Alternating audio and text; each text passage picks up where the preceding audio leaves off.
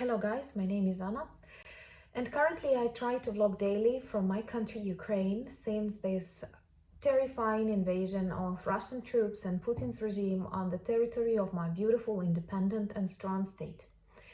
And I'm very grateful for those who watch and support, provide advice and demonstrate that the world does not forget about Ukraine during this time when we fight for our freedom, our independence and normal democratic world.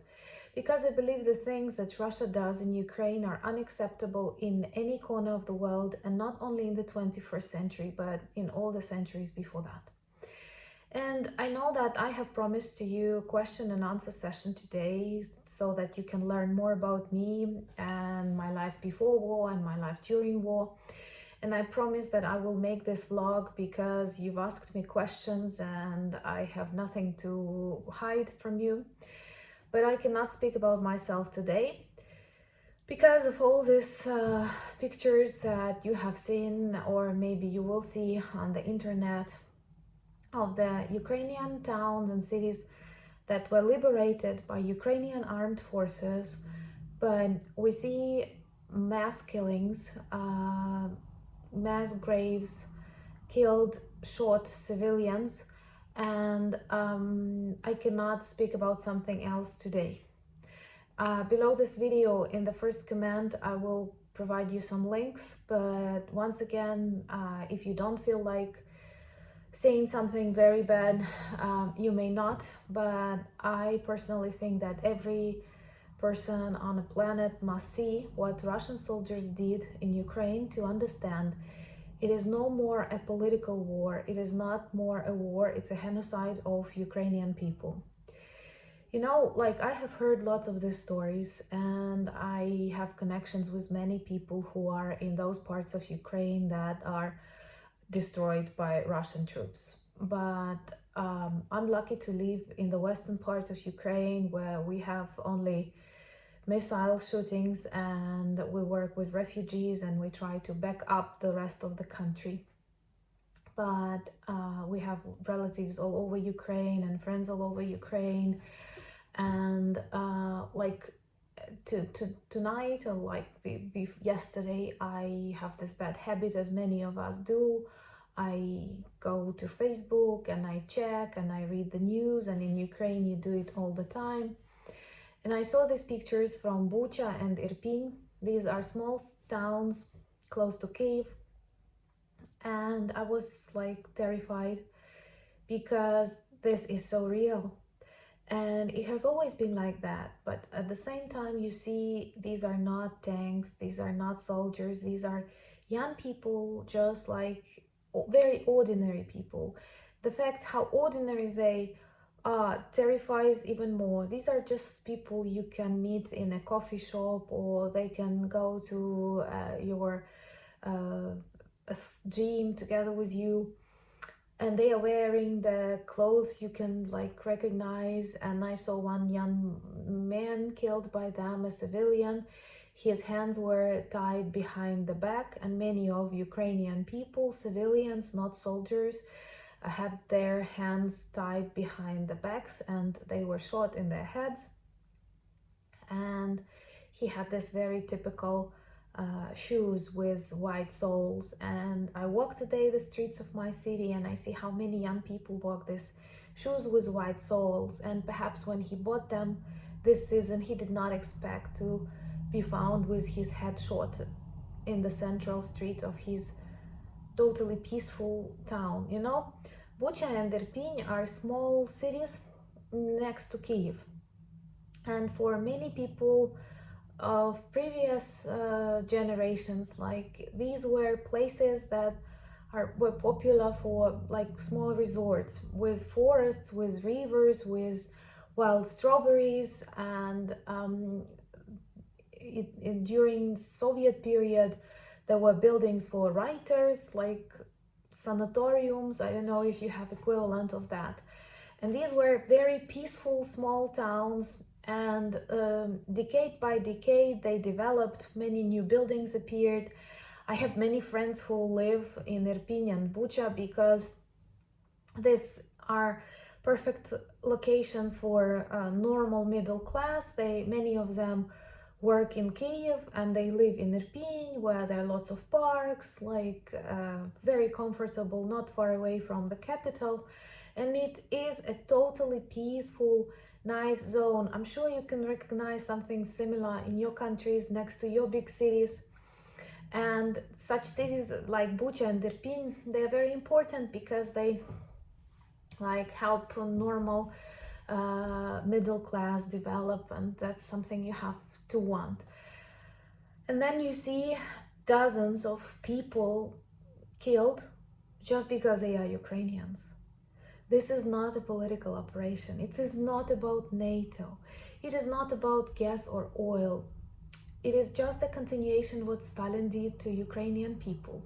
You know, some try to understand what happened, why. Come on, we are not in NATO, and you cannot kill someone because he can be in NATO. We are not attacking Russia, and everyone sees that. And they come to our cities, they kill our children, they kill young people, they kill old people, they kill animals, and they rape, they destroy. I know, I have some trolls who tell me, and you say Ukraine is winning. Yes, I say Ukraine is winning because we liberate these cities. It is our journalists and it is our armed forces who opened these towns back for Ukrainians. They are still dangerous. There are lots of mines on the streets and everywhere.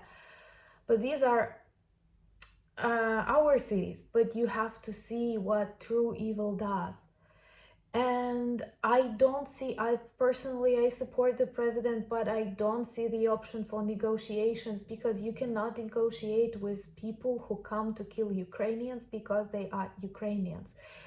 They tie the hands behind the back in the 21st century for those guys who are just similar like you are, very ordinary people, and they shoot them on the streets. And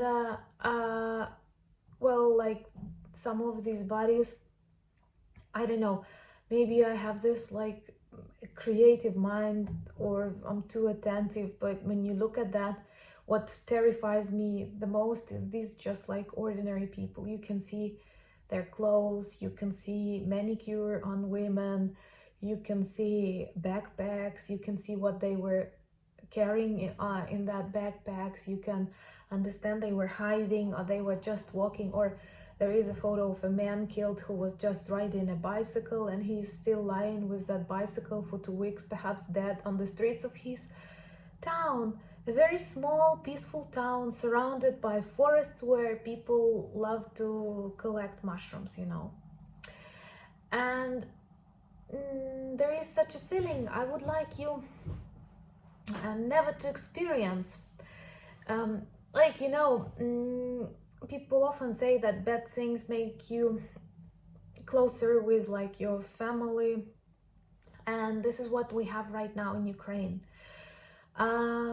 When we ask for military support or for economic support, I can tell you Ukrainians are not very much about asking that help. And we have this feeling of family very strong right now. And even though I don't know these people killed on the streets of Irpin or Bucha, I feel very connected with them. And you know, in your everyday life, you can get frustrated at or angry at people who are standing next to you in a supermarket, or I don't know, someone who rode a bicycle too quickly next to you. Well, I can be angry, I can tell something, but now I have this feeling like I'm not angry at any Ukrainian, because this Ukrainian thing, it unites us very much. Putin wanted to denationalize Ukraine, and I personally always thought that we are too tolerant.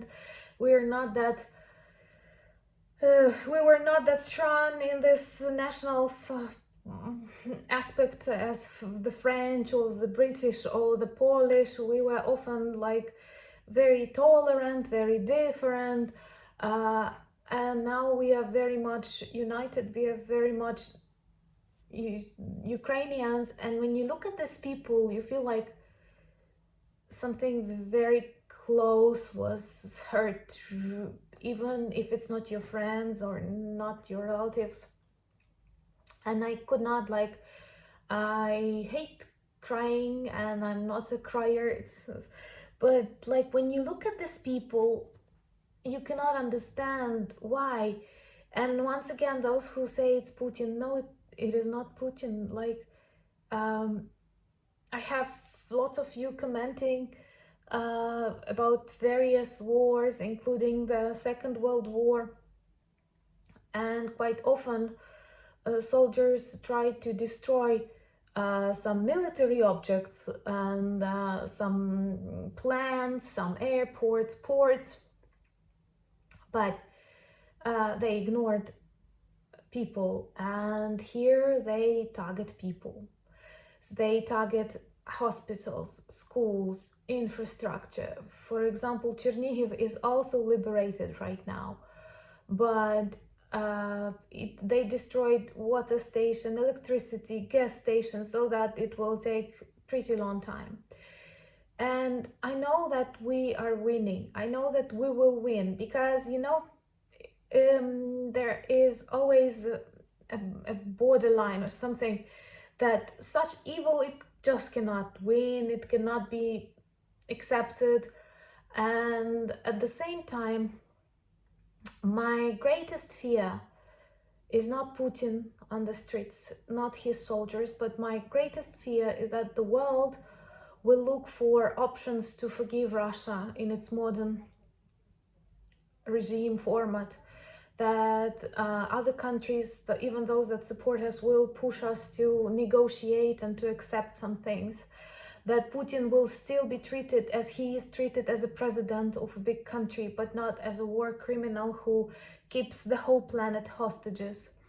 And it is Russia that must be nationalized, demilitarized, denuclearized, and all of that things. I will leave you a command, in my command, the links to these photos. You can look at them and you will see what is it like to be Ukrainian in the 21st century, in the heart of Europe, in the largest independent European state, and our enemy is Russia. Russia cannot be forgiven. It cannot be among the civilized countries of the world. And we will win, but you have to be with us, because it is no more a fight for Ukraine. It is a fight for all of these values that we so often discuss on various events, conferences, parliamentary meetings. And these people who are now dead in Bucha, who are buried, they were just like us, total average ordinary people who care about their diets, who learn languages, who travel. Maybe they have been to your cities, maybe they have Facebook profiles that you would find interesting, maybe they had their YouTube channels, maybe they look like your friends or they knew your relatives. These are very ordinary people who a month ago could not believe they would die in a war, because this is unbelievable. And it cannot, I don't blame the world that the world did not believe, we did not believe, because it should not. Things like that should not happen anywhere. But after they happened, the people responsible for that must be punished, must be executed. They must not continue living on this planet. And when I see these pictures of crosses made of small tree parts, like twitches, I might make a mistake, and like someone had to connect them together to make a cross and to mark a grave of his relatives, for example. It also seems unbelievable, but it is what happens in small cities next to Kyiv. Maybe you have been to Kyiv, you know it's a nice place. There are lots of such cities all over the world, and we don't have to let Putin continue.